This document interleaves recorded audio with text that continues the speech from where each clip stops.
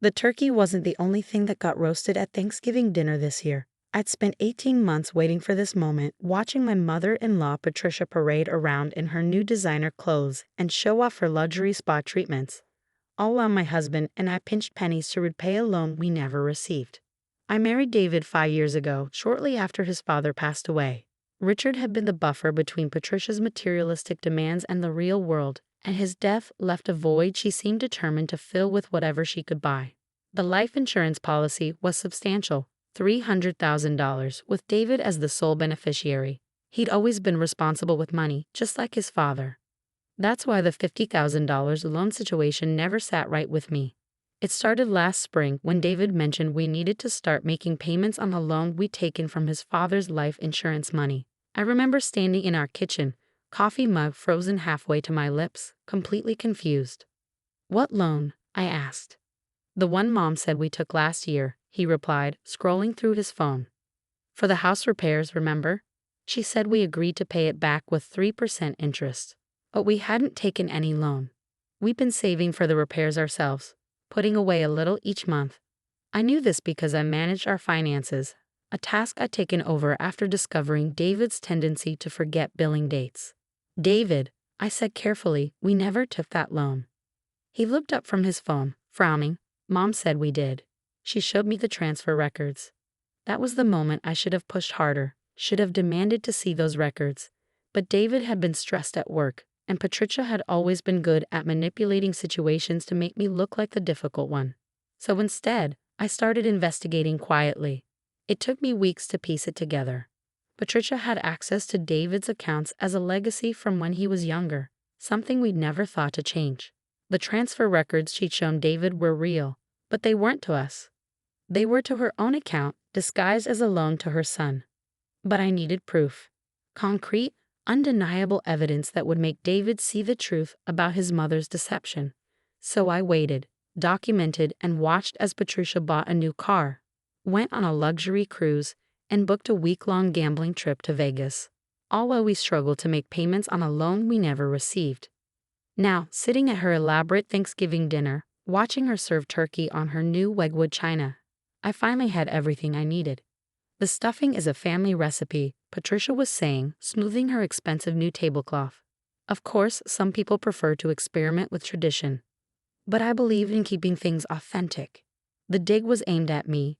I'd offered to bring my grandmother's cornbread stuffing, only to be told that real stuffing didn't include cornbread. Classic Patricia. David's sister Lauren shot me a sympathetic look across the table.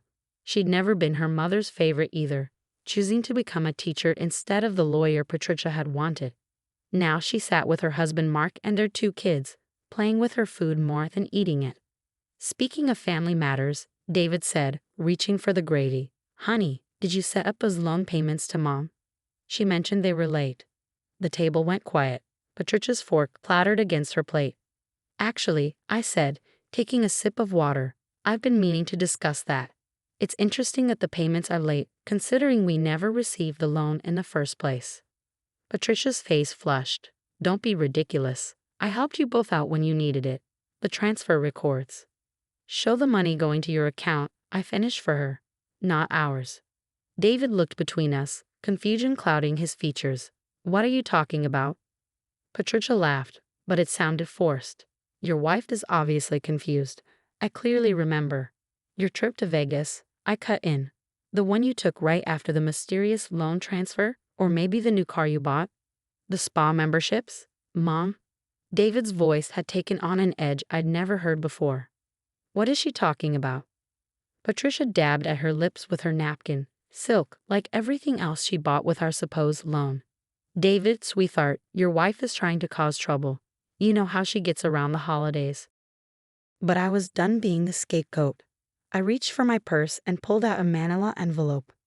"I have the bank records," I said quietly. "The real ones, showing exactly where that $50,000 went. Would you like to tell David the truth, Patricia, or should I?" Lauren's kids, sensing the tension, asked to be excused. Mark quickly ushered them into the living room, leaving the adults in a thick silence broken only by the sound of Patricia's expensive bracelet clicking against her wine glass. "Mom?" David prompted again, his voice harder now. Patricia's face went through a series of expressions: indignation, fear, and finally, a calculated sympathy that made my skin crawl.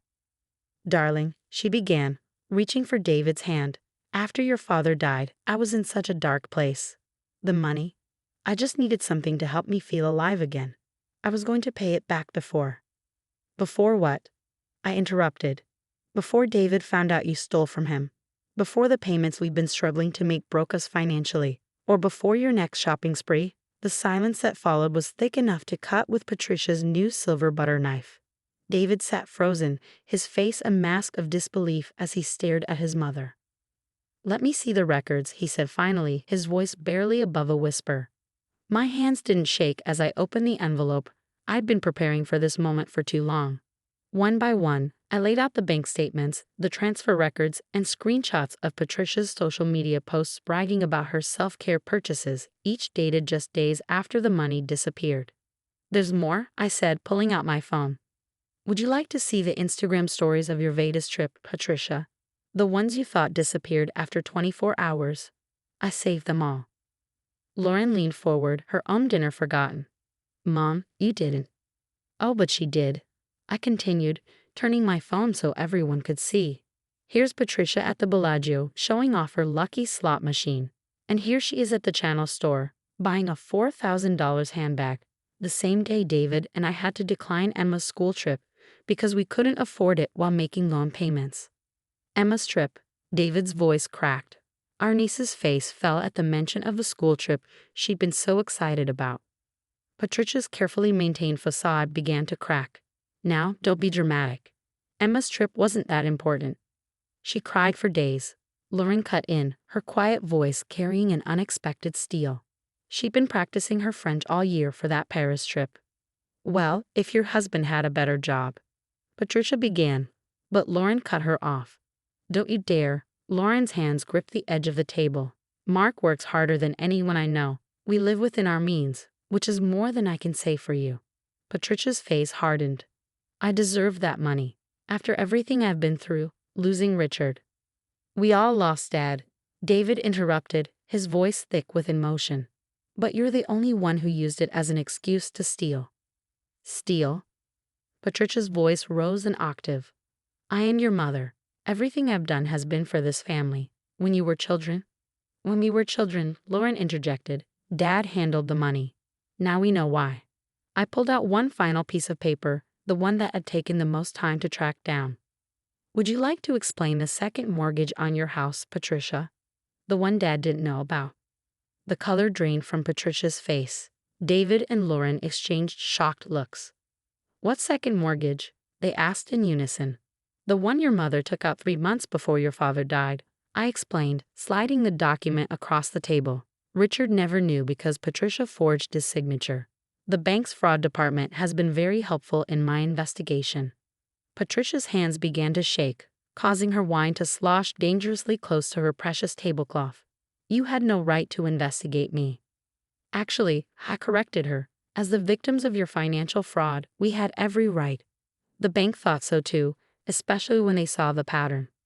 "Pattern?" David asked, his voice hollow. I nodded.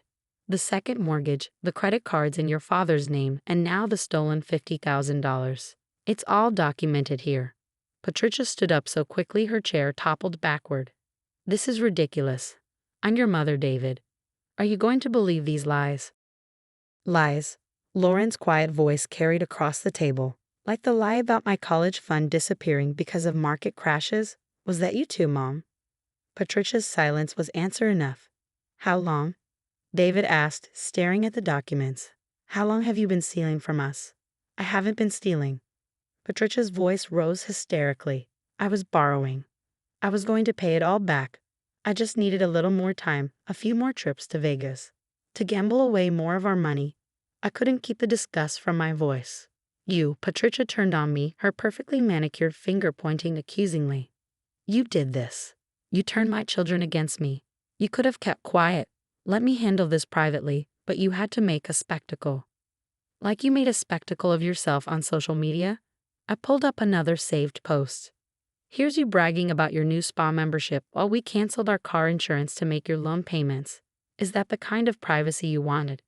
David stood up slowly, his chair scraping against the hardwood floors Patricia had insisted on installing last summer, probably with more stolen money. I want to see everything, he said quietly. Every document, every transaction, every lie. And then, Mom, you're going to pay back every penny. But I don't have the money, Patricia wailed. I spent it. Then you'll sell the car, Lauren suggested coldly, and the designer bags and the jewelry. And maybe, if you're lucky, we won't press charges for fraud. Patricia sank back into her chair, her carefully constructed world crumbling around her like the untouched turkey getting cold on her expensive china. I'm your mother, she whispered, but the words sounded hollow now, stripped of their usual power. The aftermath of Thanksgiving's revelations hit our family like a hurricane. Within a week, Patricia's carefully curated life began to unravel. The luxury car was sold, though it only recovered a fraction of what she'd stolen. Her designer wardrobe appeared on consignment sites, and her country club membership was terminated. But it wasn't enough. The total is worse than we thought, David said one evening, poring over the financial records with our lawyer. With the second mortgage, the credit cards, and everything else, she stole nearly $200,000 over the past 5 years. The number hung in the air between us, staggering in its magnitude. This wasn't just about our $50,000 anymore. This was about a pattern of deception that had spanned years. Lauren found her college fund documents hidden in Patricia's attic. $45,000 that had supposedly been lost to market crashes had actually funded Patricia's first gambling spree. The revelation hit Lauren hard. I worked 3 jobs to put myself through college, she said during one of our family meetings, her voice tight with anger. I'm still paying off student loans, while she was living it up with my money. Patricia, for her part, cycled between remorse and righteous indignation. She showed up at our house one morning, mascara streaked down her face. I'm seeing a gambling counselor, she announced, as if that would fix everything. And a therapist. They say I have addiction issues stemming from losing your father. Dad would be ashamed, David replied quietly, closing the door in her face. It was the first time I ever seen him stand up to his mother so firmly, and despite the pain it caused him, I was proud. The bank's fraud department proved invaluable in tracking down every penny. They found transfers we hadn't even known about, including one particularly shocking discovery. Patricia had tried to access David's retirement account just 2 weeks before our Thanksgiving confrontation. She would have cleaned us out, David said, his voice hollow, if you hadn't figured it out. But I had figured it out, and now we had choices to make. Lauren and Mark decided to press charges for the college fund theft. David and I opted for a legally binding repayment agreement instead. Patricia would work part-time at Lauren's school as an administrative assistant, with her salary going directly toward repaying her debts. It's more than she deserves, Lauren said when we told her our decision. But maybe seeing honest people work for honest money will teach her something. 3 months after Thanksgiving, we held another family dinner, this time at our house. The table wasn't set with expensive china, but with the mismatched plates David and I had collected over our years together. Each one had a story, a memory attached to it. Patricia came wearing clothes from Target instead of Gucci, her previously salon-perfect hair showing gray at the roots. She sat quietly through dinner, a shadow of her former imperious self. I got Emma's school trip refunded, she said during dessert, her voice small. The Paris one.